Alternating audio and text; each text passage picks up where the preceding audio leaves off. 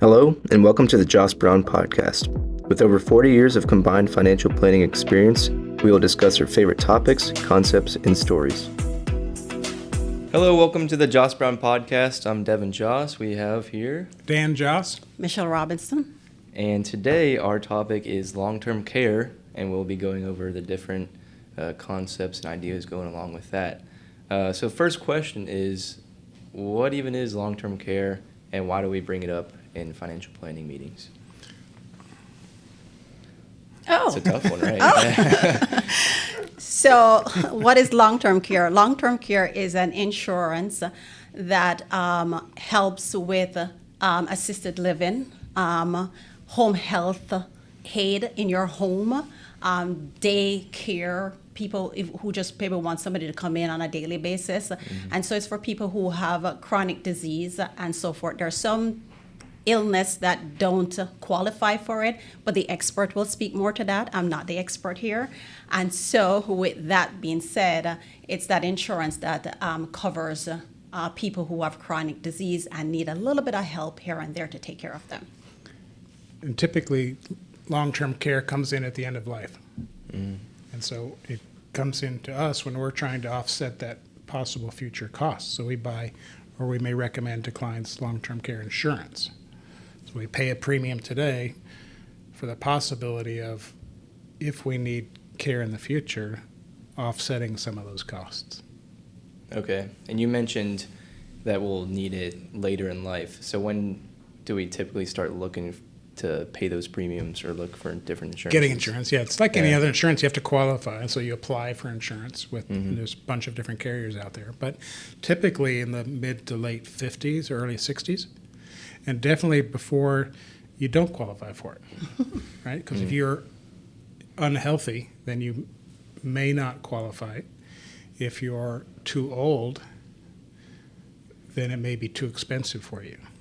So somewhere between when it's affordable and when you can get it is the best time.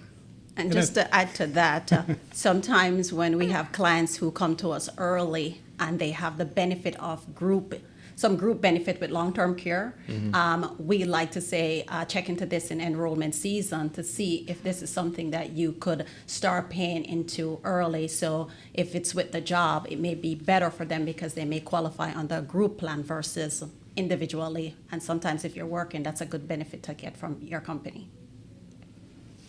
Okay, yeah.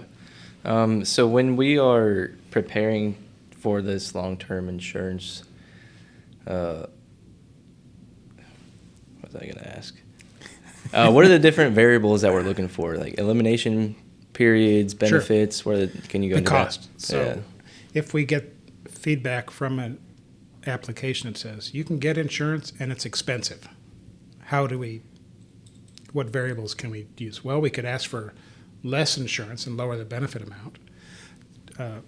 My experience is typically it's priced either daily or monthly. You may get $100 a day or $3,000 a month or $5,000 a month or $10,000 a month benefit. And that could be part of the cost of part of the reasons why it's expensive. So you would say, well, I want less benefit. That would cost less. Or you may play with the variable of how long you get the benefit. You used to be able to, and I know 20 years ago you could get long-term care insurance for life. Well, I don't think we'll confirm with our expert next week. Yeah, we don't have to. You don't get those anymore. You could get a 5-year benefit, a 3-year benefit, maybe a 10-year benefit, but that means the insurance company is paying you or reimbursing you for a certain amount of expenses for only a period of time. So the shorter period of time, the better. And then another variable, besides the amount of the benefit and the duration of the benefit, is when you want the benefit to start. And I think of this kind of like a deductible for your car insurance, except in long-term care insurance, it's called elimination period. So the idea is you pay that fee for yourself for 90 days or 6 months or a year, and then insurance starts paying. So obviously the further out you delay the benefit, the lower the cost of the insurance may be. But each of those are variables that you'd want to talk with your insurance agent as they're pricing different policies for you.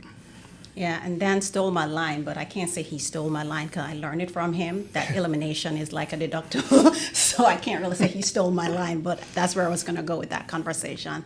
But yeah, he mentioned daily versus monthly, and we've learned that monthly is more superior, and so we'll let the expert explain why monthly benefits are better than daily benefits, but those are some of the things that we looked at.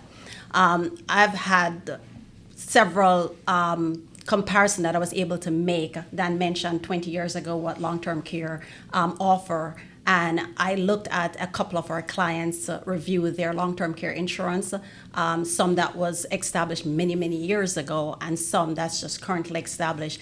And the benefits that you see 20 years ago versus what you're seeing today, it's nowhere in comparison, and it's so much better. But of course, long-term care was just the new thing on the market then, and so they offer so much benefits versus now everything that you add and the more provision and the more rider you add is the more expensive the premiums get. And so it's basically what can the client afford.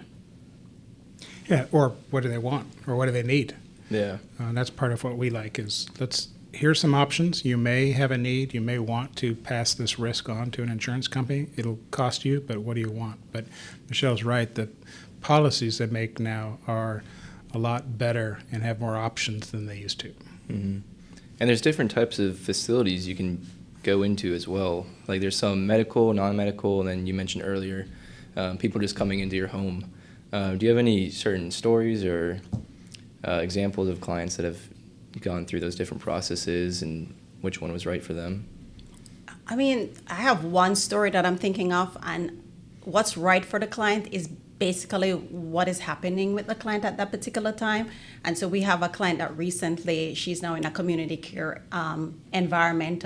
And so with her, it's more a case where the family thought that she wants to be in her home and she's lonely. And so being with a community is helping her. Plus she has some challenges. And so being with the community then helps her to have the community and gets the care that she needs as well. And so they thought that it was not going to go well, but once we had the conversation and the client went in, she's starting to do better, and we'll say that it was a benefit that was worth having for that particular client.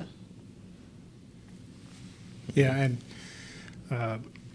regardless of whether you go into care place and they're a lot better than they used to be years ago, or stay at home, you'll have those costs. And what the care insurance does is help offset those costs, regardless of how you spend them. Mm-hmm. Are there any things that clients should be looking for when they're looking for a facility, non-monetary? Like, I know you mentioned dress codes and other things. That's probably worth a whole nother podcast. Well, another podcast on that. late life care and options as we age. Yeah, that's a good one. Okay. But it's too big for this talk. I was too ahead of myself. Well, it's a great start, so that's right. good. But inflation is one of those things that you have to consider when you're doing a contract, because cost of living today is not, like Dan liked to say, the money that you have today and what it's worth today may not worth the same thing when you need it in late life. And so with that being said, having an inflation rider to the policy is a great thing to have on the policy, but also it's going to cost you more because, the insurance company has to take that into factor, and nothing is cheap. So, but it's a great benefit to have. Mm-hmm. Yep, it's a good primer. Yeah. We'll hear more from our expert. Yeah, we'll hear more from Oscar. He'll be our expert for the next episode, but thanks for listening. Thank you. Thank you for having us.